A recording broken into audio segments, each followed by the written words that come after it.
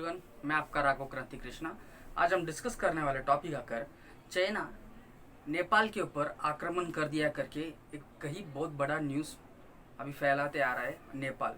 तो इस विषय का सच्चाई क्या है और साथ ही साथ नेपाल चाइना के शिकंजे में 1950 से ही फंसते आ रहा है क्या, अभी उपस्थित तरीके से नई तरीके से फंसा हुआ है क्या, इस विषय को हम देखेंगे।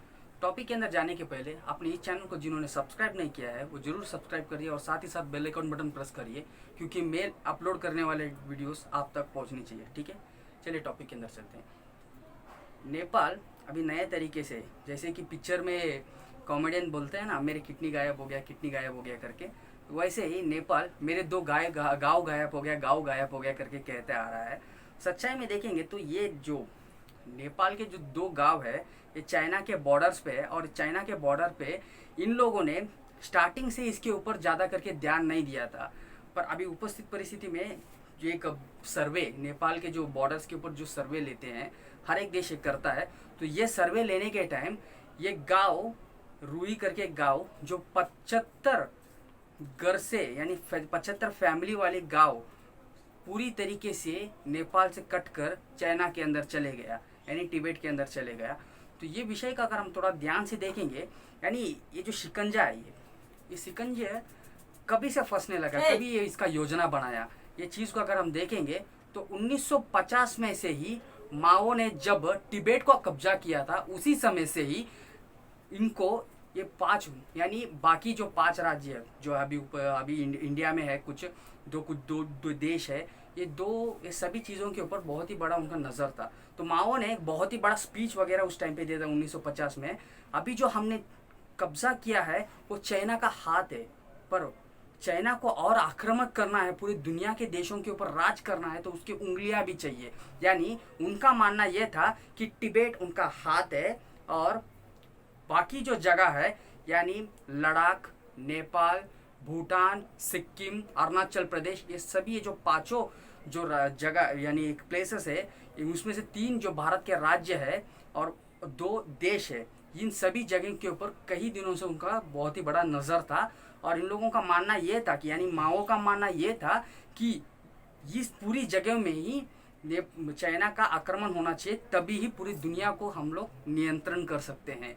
तो ये विषय उन्होंने बोलकर गए। अगर हम कम्युनिस्ट पार्टी का अगर कॉन्सेप्ट देखेंगे तो कम्युनिस्ट पार्टी का कॉन्सेप्ट व्यक्ति के विचारधाराओं में चलते हैं। यानी अगर हम देखेंगे तो मार्क्सिज्म, लेनिनिज्म, स्टालिनिज्म, माओइज्म, ये कई ऐसे इज्म्स चलते रहते हैं। आपके फ्रेंड से कोई कम्युनिस्ट पार्टी की आइडियोलॉजी को फॉलो करने वाले से कभी डिस्कशन करके देखिए तो वो बताएंगे आपको अच्छी तरीके से।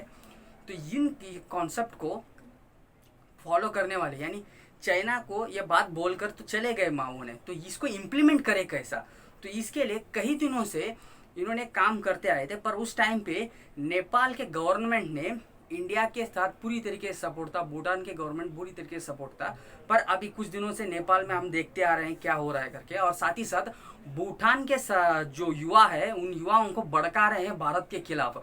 तो साथ ही साथ इन लोग ने और एक विषय कह रहे हैं, पहला नेपाल को गुलाम अभी बना लिए, पर साथ ही साथ और एक विषय लद्दाख में पीठ गुजार रहे हैं, और लिपुले में यानी डोकलाम स्टैंड्स में सिक्किम में प्रॉब्लम्स क्रिएट कर रहे हैं, और अरुणाचल प्रदेश हमारा है करके झगड़ा पैदा कर रहे हैं। कल सुबह ये भी प्रॉब्लम बाहर निकल जाएगा कि भूटान में भारत के खिलाफ बहुत ही बड़ा अलगाववादी विचारधारा के लोग बढ़ जाएंगे करके भी कह सकते हैं हम। तो ये सभी प्रॉब्लम्स जो है चाइना क्रिएट क्यों कर रहा है, अगर आप बोले, आप समझने की कोशिश करो, ये चाइना इसके लिए क्रिएट कर रहे हैं कि जो उनके महान नेता माओ जो बोलकर गए हैं उस विषय को तो इम्प्लीमेंट करना चाहिए। पर उसमें से उन्होंने जो 5 जगह बोले उसमें से 3 जगह भारत के अंडर में है, तो ये वो नहीं कर सकते हैं।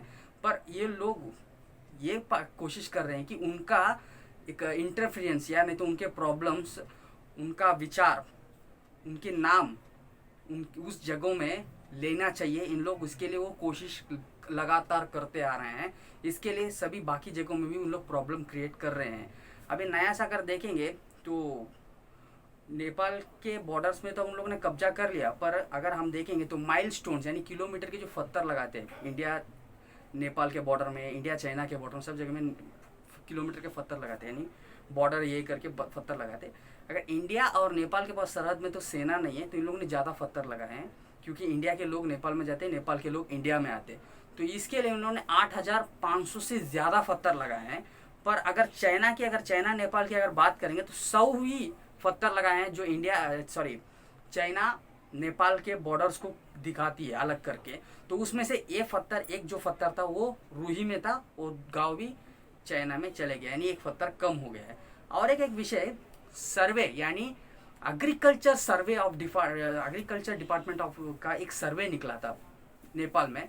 तो उन लोगों ने एक बहुत ही बड़ा सर्वे निकाला कि 11 जगह में, ये 2 गांव तो कुछ बड़ी बात नहीं है, पर इन लोगों ने और एक इससे बढ़कर 11 जगहों में इन लोगों ने एक प्रॉब्लम क्रिएट किया। क्योंकि नेपाल ने जब ये प्रॉब्लम्स, नेपाल चाइना के जो प्रॉब्लम, स्टैंड ऑफ के प्रॉब्लम जब देख लिए थे, इन्होंने क्या किया, अभी से हम बॉर्डर्स यानी एक लैंड को बेस करके हम ये तुम्हारा ये हमारा करके हम योजना नहीं बनाएंगे। आने वाले दिन से हम एक नदी में, यानी नदी को बॉर्डर बनाकर हम अलग अलग करेंगे करके एक बात योजना में आए थे। तो भाई साहब हम जानते हैं, अगर जिन्होंने वीडियो नहीं देखा वाटर पॉलिटिक्स का चाइना का, तो जरूर जाके देखिए, जो कल मैंने वीडियो पोस्ट किया था। उस वीडियो में क्लियरली जो बोला हूँ कि चाइना कैसे पानी को बहुत ही अच्छी तरीके से यूज़ करता है। तो इन लोग को अच्छी तरीके से मालूम है कि नदी का बहाव को कैसे बदलना है। तो इन लोगों ने क्या किया, नदी को नेपाल के अंदर डाइवर्ट कर दिया। तो आप ये बात समझ सकते हैं कि नेपाल के अंदर, यानी नदी की जो बहाव है उसको नेपाल के अंदर थोड़ा थोड़ा कटिंग करके नेपाल के अंदर बहाने शुरू कर दिए। तो दूसरे छोर पे, यानी ये बाजू चाइना के छोर पे ज़्यादा करके मट्टी, यानी मट्टी का ढेर जमा हुआ, तो उस तरह वापस इन लोग बिल्डिंग और रोड कंस्ट्रक्शन डेवलप कर दिए। तो ऐसा नेपाल के एग्रीकल्चर डिपार्टमेंट ने एक सर्वे निकाला, उसमें 11 जगहों में 33 एकड़ की ज़मीन चाइना के कब्जे में चले गया है। तो ऐसा उन्होंने ये बात क्लियर कह दिया है उनके डिपार्टमेंट ने, फॉर एग्रीकल्चर डिपार्टमेंट ने, कि अगर आप ऐसे ही करते रहोगे, यानी अनदेखा करते रहोगे, तो आधा नेपाल चाइना के अंदर में चले जाएगा करके। तो ये बात सब चाइना के लोग, नेपाल के लोग मानते हैं। और ये कॉन्सेप्ट भी, जो 5 फिंगर के जो कॉन्सेप्ट है, वो कॉन्सेप्ट भी चाइना के तरफ से एक बहुत ही बड़ा प्लान है करके नेपाल सरकार सब जानते हैं। पर ये विषय शर्मा जी चाइना के अगेंस्ट में, यानी विषय जानकर चाइना के अगेंस्ट में इम्प्लीमेंट करेंगे, आपको लगता है क्या? नहीं करेंगे, क्योंकि शर्मा जी एक कम्युनिस्ट विचारधारा का व्यक्ति है और वो उनके भगवान माओ के खिलाफ कभी जाएंगे नहीं, भले वो नेपाल के खिलाफ जाएंगे। तो इसके लिए उनका मौन यानी शांति है। तो उसके ये सभी प्रॉब्लम जो हुआ है अभी उपस्थित परिस्थिति में, इस प्रॉब्लम्स को डाइवर्ट करने के लिए एक नया कॉन्सेप्ट निकाला है, यानी CAA, सिटीजनशिप अमेंडमेंट एक्ट, जो है वो नेपाल में इम्प्लीमेंट करने की बात चालू है। क्योंकि वो नेपाल में कई प्रजाति के लोग, जो भारत के लोग वहाँ रहते हैं, एक पर्टिकुलर जाति जो है मादेशी करके, वो लोग नेपाल में रहते हैं, 30 से 40% के लोग रहते हैं। तो वो लोगों को नेपाल से निकालने के लिए एक बहुत ही बड़ा प्लान चल रही है नेपाल में। अगर ये इम्प्लीमेंट हो गया तो बहुत ही बड़ा मूवमेंट यानी प्रोटेस्ट वगैरह नेपाल में चलेगा। तो उसको भी कब्जा करने के लिए, उसको संभालने के लिए भी चाइना सपोर्ट करने तो आएगा ही। तो ये सभी विषय यानी जियो पॉलिटिक्स जो चल रही है नेपाल के खिलाफ, तो नेपाल पहले ही ध्यान देना चाहिए था। जब श्रीलंका में जो था, पाकिस्तान में जो हुआ था, अभी स्टार्टिंग है नेपाल का, फिर भी अभी कोशिश करेंगे तो ये लोग बाहर आ सकते हैं। पर अभी जब तक ओली शर्मा जी रहने तक नेपाल कभी भी चाइना के शिकंजे से बाहर नहीं आएगा। इनकी बर्बादी कंफर्म है। ये बात कहकर वीडियो समाप्त करता हूँ। आपने इस चैनल को जरूर सब्सक्राइब करिए, वीडियो आपके फ्रेंड्स के साथ शेयर करिए और साथ ही साथ ये वीडियो को लाइक या डिसलाइक ज़रूर करिए। और एक विषय, जो आपको किसी टॉपिक के ऊपर डिस्कशन करना है तो कमेंट सेक्शन में कमेंट करिए, मैं ज़रूर उस वीडियो के ऊपर, उस टॉपिक के ऊपर डिस्कशन करूँगा। Until then bye, your Raghav Kranti Krishna.